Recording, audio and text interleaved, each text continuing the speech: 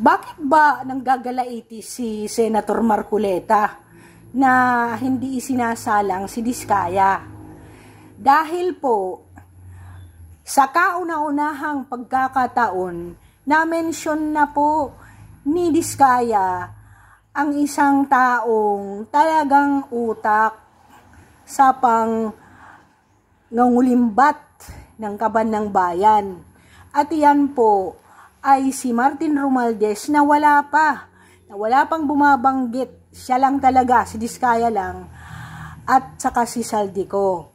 Ngayon lang lumabas kahapon ang tungkol kay Saldico, at isinama pa si Jinggoy at saka si Joel Villanueva ng mga senador.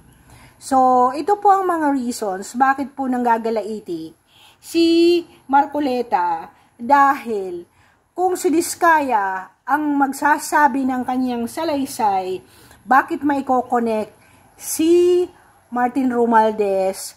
Baka lang masasabi talaga na may personal knowledge ang Diskaya. So, ano po ba ang hearsay? Ayan. Ang sinabi po ba ni Henry Alcantara na ang humahakot ng pera ay si Undersecretary Roberto Bernardo na wala na rin sa Pilipinas dahil ito ay dating staff ng mga Estrada. Now, accordingly, itong Yusek Bernardo ay nagbibigay ng kwarta kay Jinggoy Estrada. So, namamali yata. Kasi, ang pagkaalam ko, si Bryce Hernandez, ang testimony, ay ibinibigay niya sa isang Bing Ramos. So, naggalit na po yung pagsisinungaling. But, if you will see it, itong Undersecretary Bernardo ay in-house, kagaya ng Undersecretary na si Cabral, di ba? Ito ba ay na-freeze na? Ito bang ating administrasyon dapat freeze na? Kay Martin, kay Salde, kay itong 5 BGC boys, kay si Bunuan, kay si Cabral at saka si Bernardo, dapat naka-freeze na po ang mga assets nito at may mga hinuhold na po yung mga movement nila ng travel. Bakit inaano tayo? Kaya nanggagalaiti talaga si Marcoleta dahil alam niya, tumatakbo ang panahon, walang naka-freeze na mga properties sa mga alleged na mga congressman na pinangalanan ni Diskaya at ang dalawa pang big fish na pinangalanan ni Diskaya. Kaya frustrated po ang minority black. So, kung yung sinabi ni Henry Alcantara ay wala siyang personal knowledge, ito po ay hearsay under the law. Kung ikaw po ay hindi nag-aral ng batas at makikinig ka lang, sasabihin mo, nako, sigurado na pala ito si Jinggoy at saka si Villanueva ay talagang may kalukuhan, di ba? So, ano ba ang Alcantara's testimony? He alleged na si Bernardo, along with Estrada and Villanueva, received large kickbacks from flood control projects. Pero, ang sabi niya, hindi siya nag-claim to have personally seen Bernardo giving money to Estrada or Villanueva. Meron pa siyang testimony, binigay lang niya sa isang unnamed nga, hindi niya pinapangalanan na tao para ibigay yung pera sa multipurpose na building na yan kay Villanueva, na tao daw ni Villanueva. The second-hand information na sinabi ni Alcantara sa testimony niya, pwedeng ibinase niya kay Bryce Hernandez.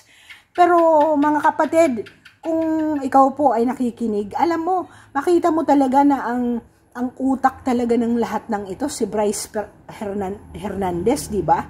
Siya talaga. And ang masosurmise mo talagang si Alcantara, ano lang o ikaw nang bahala, bata, ikaw nang bahala, bigyan mo na lang ako.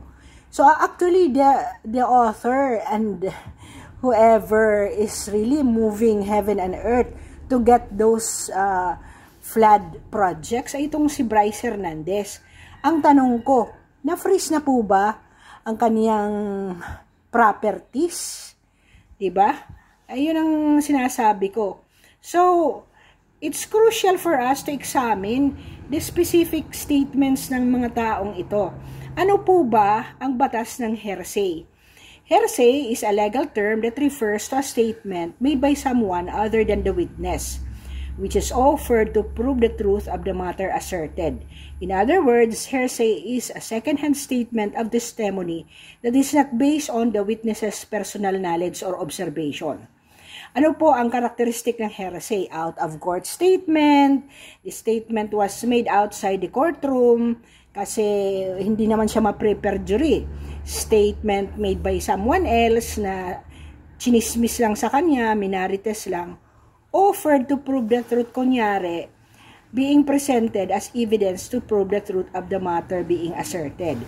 So, yan, sabi ni Alcantara, sabi ni Yusek Robert, ito ay ibibigay niya na pera sa Senator Jinggoy Estrada. Pero actually, he didn't. He really said, I didn't have the personal knowledge if indeed those money really were given to Senator Jinggoy.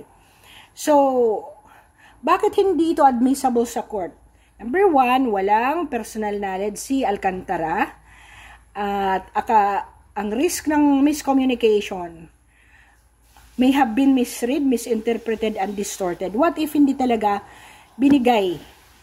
At kunyari, sinabi lang na ibibigay ko ito kay Senator Estrada, di ba? So, kaya talaga nanggagalaite si Senator Marcoleta dahil dina-downplay ang Diskaya. Kung pwede, hindi na papagsalitain di ba?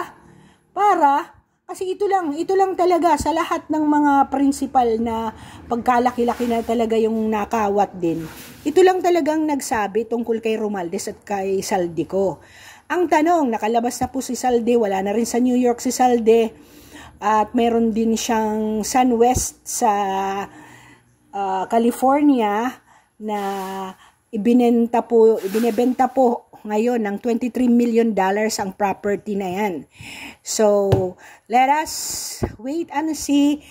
At talagang dismayado po ang minority bloc ng Senate dahil dinadownplay po si Diskaya na kauna-unahan nagsabi na binibigyan talaga ng 30% ng mga kickbacks na yan. Huwag natin pong kalimutan ang kauna-unahang tao dito sa Pilipinas na nagsabi na may kalukuhan talaga sa budget insertion na yan ay si VP Sara Duterte na kanilang ginagang up at kanilang pinagtutulungan na yun ang may kagagawan ng anomalya.